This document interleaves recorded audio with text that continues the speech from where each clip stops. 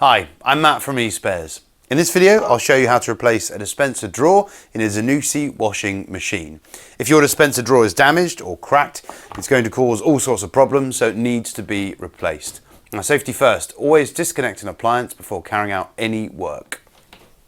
Now, to remove the drawer from the washing machine, simply pull out as far as it will go, and then press the catch at the back left, which just releases the drawer.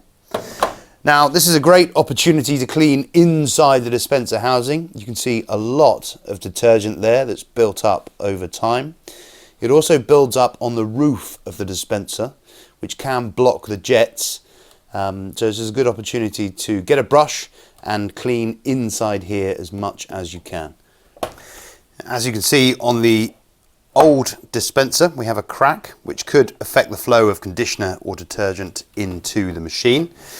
Now I'm just going to remove the siphon, as our new detergent drawer doesn't come with that, so I'm going to pop that into the new one, like so. And then what I need to do is to remove the drawer front from the dispenser itself.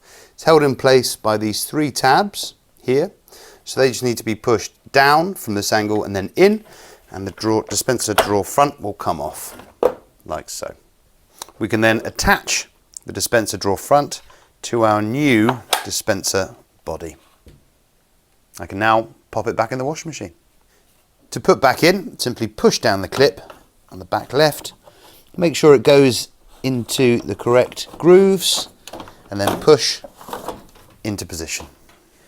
So there we have it, one new dispenser drawer fitted to the Zanussi washing machine. Remember, spares and accessories for all the appliances around your home can be found on the eSpares website.